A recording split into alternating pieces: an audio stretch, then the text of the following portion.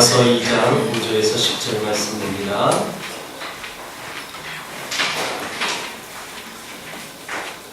요나서 2장 5절에서 10절 말씀 한 절씩 교독하겠습니다. 물이 나를 영혼까지 둘러싸우며 기품이 나를 에워싸고 바다풀이 내 머리를 감쌌나이다.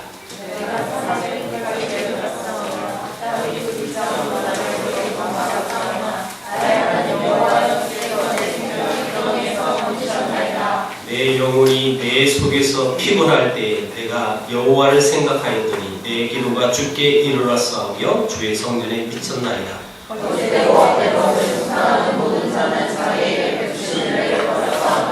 나는 감사하는 목소리로 주께 제사를 드리며 나의 소원을 주께 갚겠나이다. 구원은 여호와께 속하였나이다 하리라.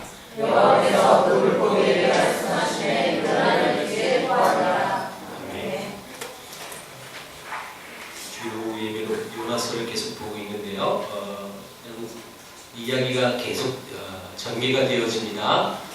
요나가 니느웨로 말하는 하나님의 명령을 저버리고 하나님이 없을 것처럼 생각했던 땅끝 니느웨가 아닌 다시스로 도망갔다가 결국 풍랑을 만나 제비포가 바다에 던져졌던 사건입니다. 그리고 이 바다에서 일어난 우리가 잘 아는 듯이 큰 물고기 뱃속에 갇혔던 요나가 하는 고백이 오늘 말씀이기도 합니다. 신약의 탕자의 비유 누가복음 15장에 통해서 정신 차리고 아버지 집으로 돌아가는 이 탕자의 아들의 비유 그 모습처럼 이 구약의 탕자라고 불려질 수 있는 요나, 그도 막바른 이 골목길에 부딪히자 그도 돌아섰습니다. 자, 여러분, 요나가 돌아선 곳이라는 제목으로 말씀을 전하는데, 자, 여러분, 막바지게, 그러니까 자기가 지멋대로 자기 계획대로 할 것 다 해보고 최종적으로 안 되니까 그때서 돌아오는 것. 그때라도 돌아온 건 감사한 거죠, 사실. 그러면 이 요나는 어디로 돌아왔는가? 이 부분을 보는 게 오늘 본문의 핵심이기도 하죠.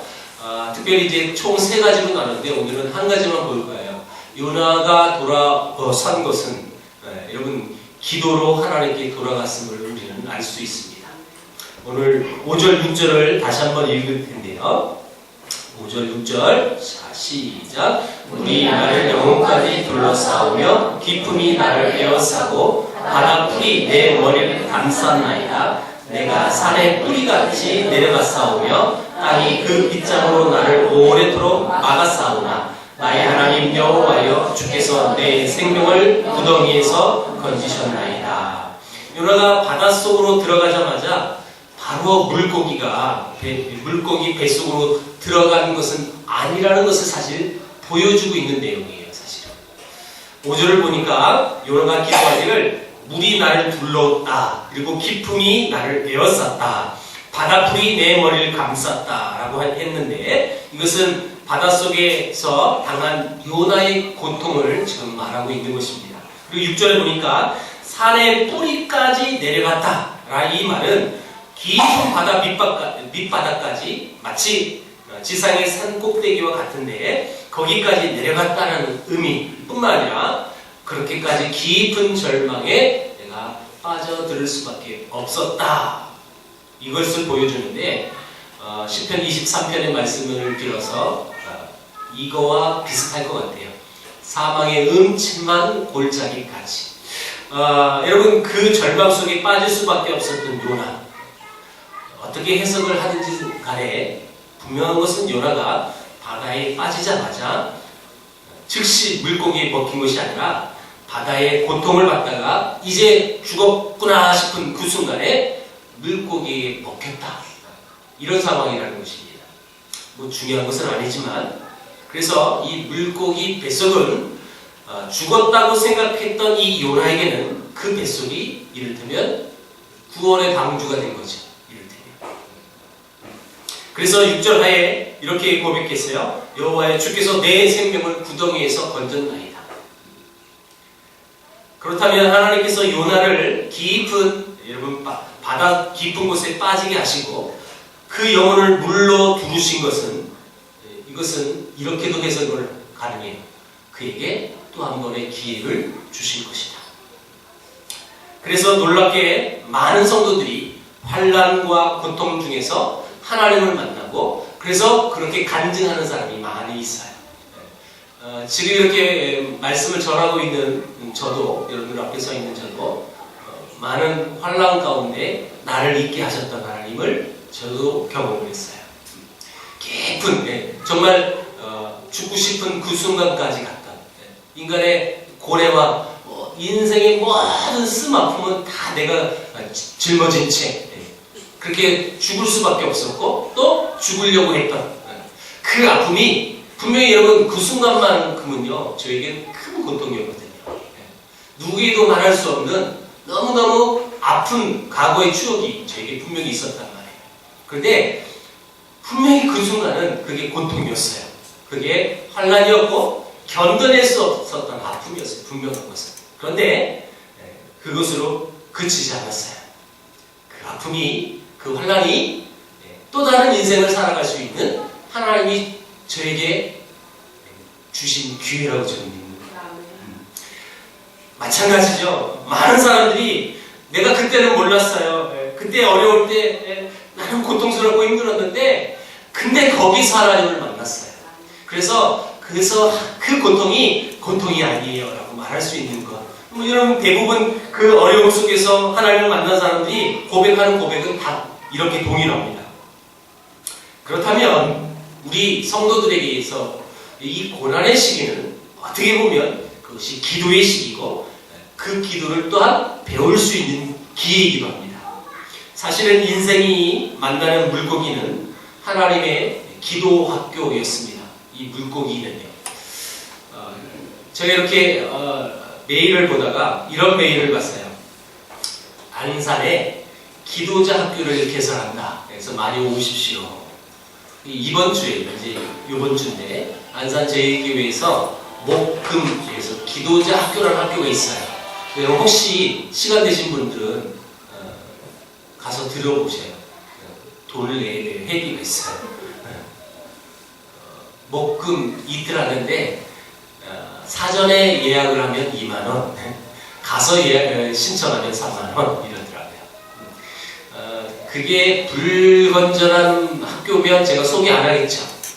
강사로 오신 분을 제가 조금 아는데 최남수 목사님이라는 분인데 제가 액추 스쿨 할 때 이용명 선교사님은 삼각산파라고 그랬고 누구는 도봉산파라고 내가 얘기한 예화가 있었어요. 기억하세요 혹시? 그분이 도봉산파예요. 그분도 많은 역경이 있었어요. 다시 잘 간략하게만 소개를 한다면 그분은 공부를 굉장히 잘했어요. 그래서 교수할 사람이었다고 다 그랬어요. 근데 유학 가서 교수를 안 하고 이분이 개척을 한 거예요. 근데 3년 동안 성도가 거의 한 명도 없을 만큼 지하 상강교회에서 엄청난 고난을 겪으셨어요. 그분이 늘 생각은 학교 다닐 때도 공부를 잘했으니까 시험 기간에는 시험 공부를 해야지 기도는 무슨 기도 이런 마인드를 갖고 있었던 분이니까 그러니까 공부도 잘했겠죠? 공부 열심히 했으니까 시험 성적 잘 났을 거 아니에요. 그렇죠? 그러면서 시험 기간에 기도하는 전도사를 정죄했던 사람이에요. 좀 멍청한 것 같아요. 이 시기에는 공부해야 되지. 니들이 기도만 해가지고 교회 현장에 가서 니들이 뭐하고 어떻게 살라고 뭘 가르치려고 이런 마음을 가졌다는 거죠.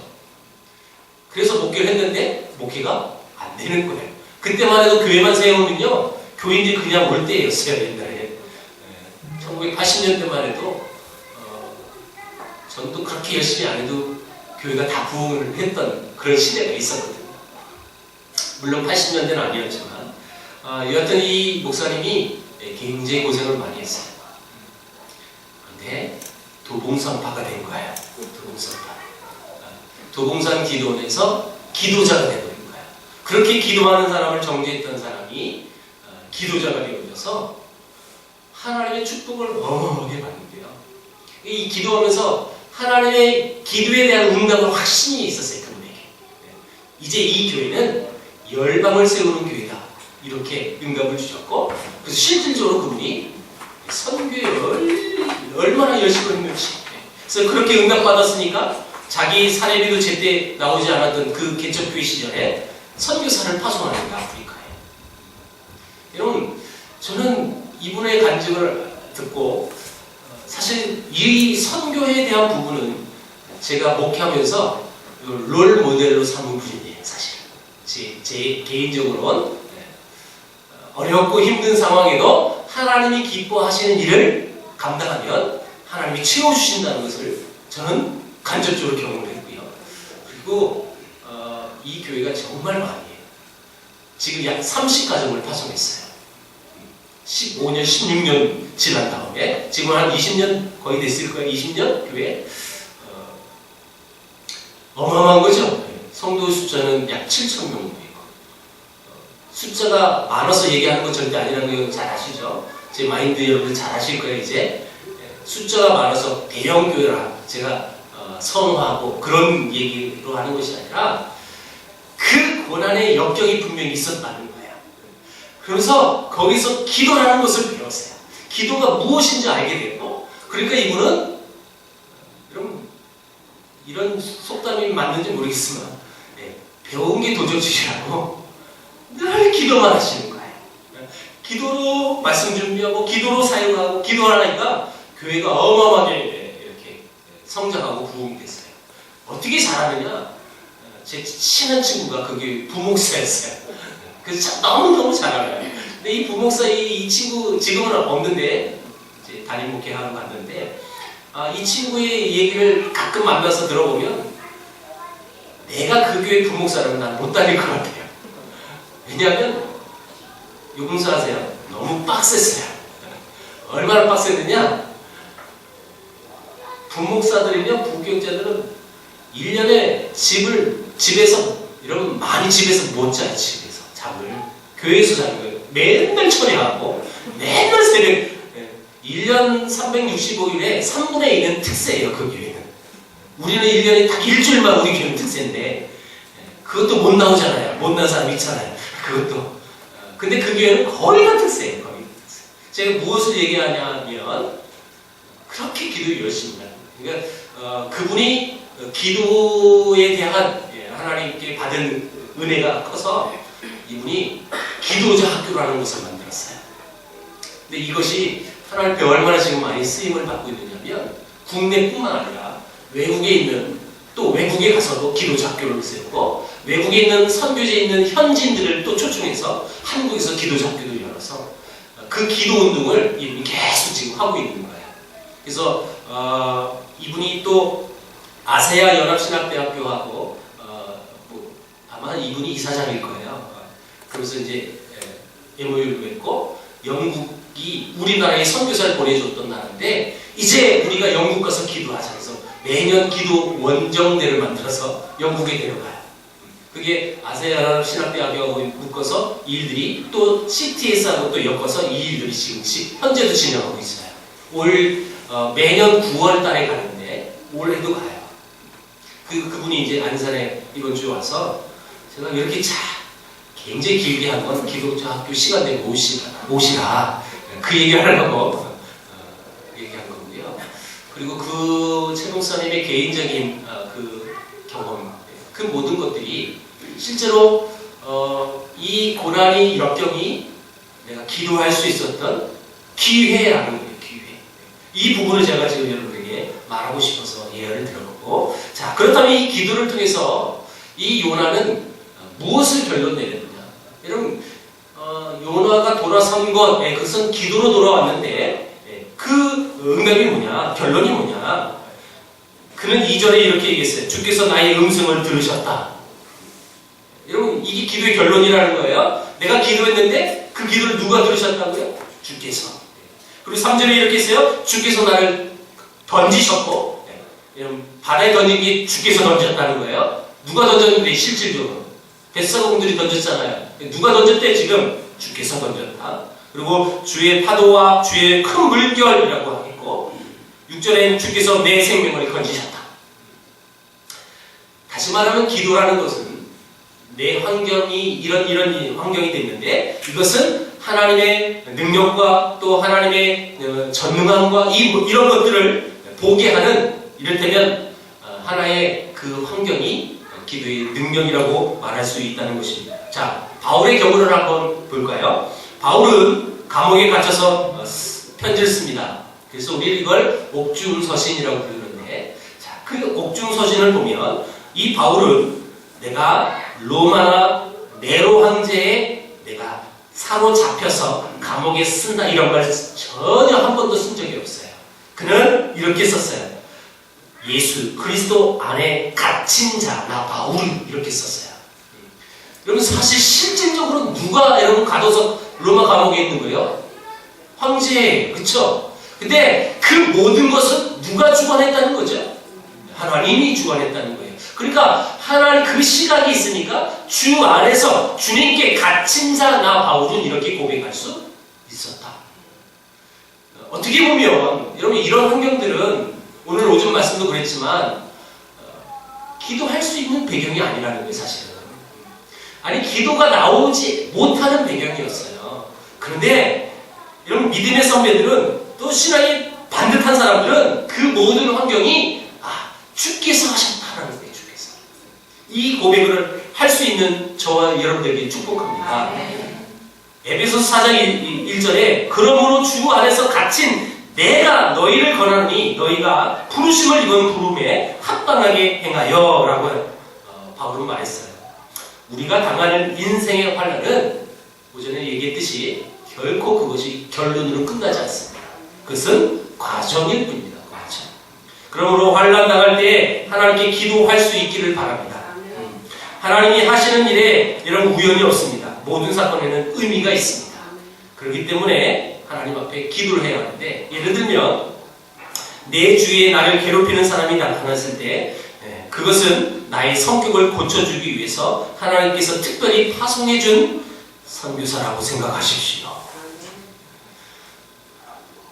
아멘이 잘 안 나올 거예요. 우리는 하나님 저 사람 좀 고쳐주세요. 왜 저 모양이에요? 제발 좀 뜯어 말려주십시오. 막 이렇게 기도할 수 있는데 그렇지 않다는 거예요. 인생을 잘 관찰해보면 성격 못된 사람이 제일 못 견디는 것이 뭐냐면 성격 못된 또 다른 사람을 만났을 때, 그리고 그 사람을 만났을 때 못 견뎌내는 것은 그 사람의 성격이 나쁜 거예요. 여러분 이렇게 생각해야 되는 거죠. 내 주변에 못된 성격을 가진 사람이 붙어가지고 나를 속삭이면 결국은 내 성격이 못됐기 때문에 붙이신 하나님의 조규라는 사실, 이렇게 받아들이는 이 성숙한 그리스도인의 모습이 우리 안에 있어야 한다는 거예요. 우리는 힘들면 왜 저게 힘들게 할까요? 이런 마음이 들 수 있는데 그렇지 않다는 거예요. 왜요? 하나님은 그렇게 내 환경을 주관하시는 하나님이시기 때문이에요. 그렇기 때문에 도망가는 배에 타고 깊은 잠에 빠진 요나, 그래서 배 밖으로 던져졌던 이 요나 같은 이런 그리스도인에게도 여러분 분명한 것은 희망이 분명히 있다는 것입니다. 왜요? 그것이 훈련, 단련, 그 과정이었기 때문에, 그 과정이 있어서 이 요나서가 기록될 수 있었던 아름다운 이야기가 만들어지는 거예요. 돈의 훈련이 필요한 사람에게는 돈을 말려놓으셔서 돈 때문에 질질 매고 또 그 돈 때문에 자존심 상하게 만듭니다. 건강이 우상인 사람에게는 건강을 잠깐 손보시고, 똑똑하다고 속는 사람들을 어리석게 또 만드시고, 그렇게 해서 하나님께 순종하는 사람이 되게끔 그런 과정들을 통해서 하나님의 사람으로 성숙하게 만들어가는 것이, 그것이 하나님의 일하는 방법이에요. 인간적으로 보면 그런 거 없이 그냥 한 방에 좀 해주셨으면 좋겠어요. 그렇죠? 내가 구원을 받았던 그 확신과 동시에 그냥 딱 나도 만들어줘. 내가 갑자기 성숙한 사람으로 딱 변신해버렸으면 얼마나 좋겠어요, 여러분. 그쵸? 저도 그래요. 얼마나 여러분 이런 과정도 안 겪고 오직 살아계신 하나님만 섬길 수만 너무너무 좋을 텐데 결코 그게 쉬운 일이 아니라는 거예요. 자, 여러분 중요한 것은 그런 모든 그 과정들을 통해서 나라는 하나님의 사람이라는 하나님의 자녀라는 사람을 만들어 주신다는 거예요. 그런데 중요한 것은 그 모든 과정들이 하나님이 함께 하시고 하나님이 주관하신다는 것을 바라볼 수만 있다면 문제는 되지 않아요. 그렇죠? 네, 문제 안 돼요. 네. 왜 하나님이 지금 나를 이렇게 단련하시구나. 내가 조금 더 정신 차려야지. 이런 마음을 가질 수 있으니까. 그런데 그것을 바라보지 못할 때 문제가 심각해지는 거예요. 많은 사람들이 어째 우리에게 환란이 변해서 희망이 되는 그 역사가 왜 우리 삶 속에서는 안 일어날까 많이 이렇게 생각도 하고 고민도 합니다. 중요한 것은 여러분 우리의 기도와 우리의 회개가 너무 형식적이고 이론적이지 않을까? 이 부분을 우리가 간과해서는 안 됩니다. 왜 이런 역사가 일어나지 않아요? 우리의 욕정과 우리의 욕망으로 하지는 않는가? 이것을 우리가 생각을 해야 한다는 거예요. 물론 여러분 우리가 죄인이었지만 죄인된 우리를 하나님의 은혜로 구속하셔서 하나님의 자녀가 되었어요. 그래서 그 죄에 대한 자유함을 누려야 되지만 분명한 건 분명히 그렇게 해서 죄인이 자유인의 여인의 자녀가 될 수 있었지만 분명한 것은 우리가 죄인인 것을 완전히 사해져서 의로운 사람이 된 것이 아니라는 거예요. 그렇죠? 분명한 거예요. 자, 우리는 의롭게 여김을 받았을 뿐이지 의인은 아니에요. 그렇다면 여전히 우리 속성은 뭐가 있는 거지 안에? 죄인이에요. 죄인. 근데 그 죄인을 죄인으로 보시지 않고 의롭게 봐주시니까 그게 은혜고 그게 감사한 거죠. 이 사실을 망각해서는 안 된다는 거예요. 여전히 나는 죄인인데 그 죄인인 것을 깨닫지 못하고 내가 의인처럼 생각해보고 살아보세요. 얼마나 교만한지 몰라요. 이것이 우리의 허물이고 우리의 잘못이고 또한 우리가 기도하면서도 역사가 일어나지 않는 배경이 다 이런 거라고 보십니다. 죄의식과 죄에 대한 아픔을 뼈저리게 느끼고 의식하는 자가 되어야지 죄사함의 이론만 붙들고 그것만 앞세워서 난 이제 죄인 아니야 라고 외쳐선 결코 안 된다라는 것입니다. 그런 의미에서 하나님은 이 요나를 깊은 물속에 넣으시고 다시 물고기 뱃속에 빠지게 하신 것이 바로 이런 의미예요. 그리고 거기서 하나님 앞에 자신을 바라볼 수 있었습니다. 그리고 통회의 눈물을 흘리면서 그것이 진짜 신앙이라는 것을 우리에게 보여주고 있는 장면이에요. 이 장면이에요. 야곱은 하나님의 섭리를 인간의 겉모술수로 바꾼 사람이었어요. 그리고 외삼촌 집에 망명한 생활을 한 이후에 거부가 되어서 다시 고향으로 돌아옵니다. 그런데 이 소식을 들었던 형 에서는 400명의 군사를 이끌고 야곱으로 옵니다. 그리고 그 밤에 야곱은 가족들과 모든 소유를 인도해서 약봉 나루를 건너게 했고 자기 혼자 건너지 않았습니다. 마지막 밤이에요. 오늘 이제 형이 쳐들어와서 나를 죽일 수도 있다. 이제 이런 절대절명의 위기 속에 있었던 이 야곱. 마치 하나님이 깊은 바닷속 물고기 뱃속의 요나를 기다리듯이 약봉나루에서 야곱을 기다리고 계셨습니다. 야곱이 끝까지 자기 고집을 꺾지 않자 하나님은 야곱을 치셨습니다. 그제서 비로소 야곱은 자신의 희망이 하나님께 있음을 또 캄캄하고 공포스러운 밤, 이 날이 맑으면 모든 것이 끝일 수밖에 없는 바로 그 자리에서 깨닫고 마침내 하나님을 붙듭니다. 속이는 자, 사기꾼, 빼앗는 자라는 이 야곱의 이 이름, 그 이름이 하나님의 축복이라는 이스라엘이 되는 키를 쥐고 계신 하나님만이 희망인 것을 깨닫고 그리고 하나님 앞에 그분이 하나님이심을 깨닫고 이제 제정신을 차리죠. 그래서 통곡하고 간구합니다. 당신이 내게 축복하지 않으면 가게 하지 않겠습니다. 자, 여러분 창세기에는요 야곱이 울며 불며 이런 내용이 나오지 않아요. 다른 성경에 그런 내용이 나오거든요. 요 한 부분만 찾아보겠습니다. 요나서 앞으로 몇 장만 찾아보세요. 호세아서 12장 3절.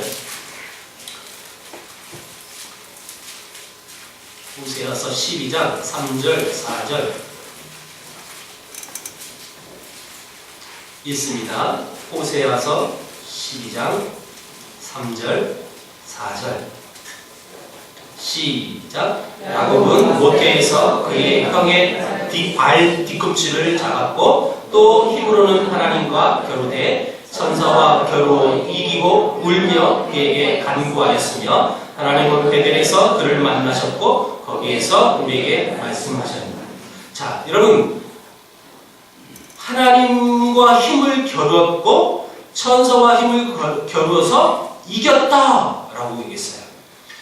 야곱이 하나님과 씨름해서 이겼다라는 것은 진짜 한판성으로 이긴 것이 아니라 이 말은 고집을 꺾지 않고 끝까지 버텼다라는 뜻입니다.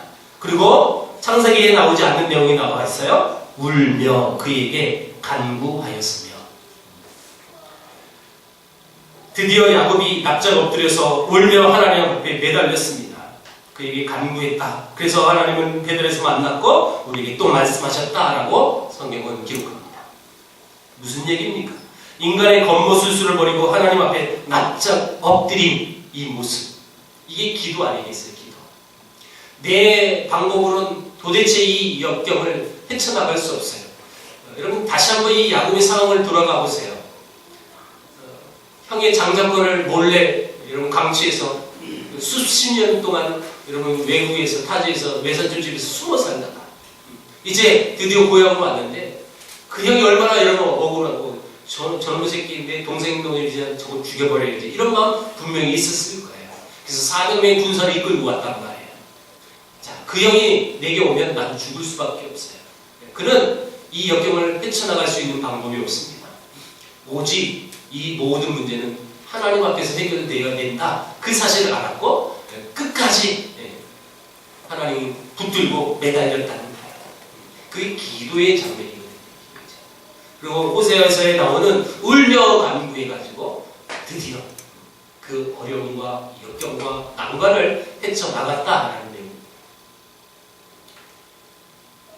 지금 오늘 이 본문을 통해서 요나가 돌아간 곳, 그것이 어디로 돌아갔느냐 라는 내용이 오늘 본문인데 사실 다 보진 못했어요. 이후로 요나는 하나님의 사랑으로 돌아갔고 그리고 감사와 헌신의 자리로 돌아갔어요.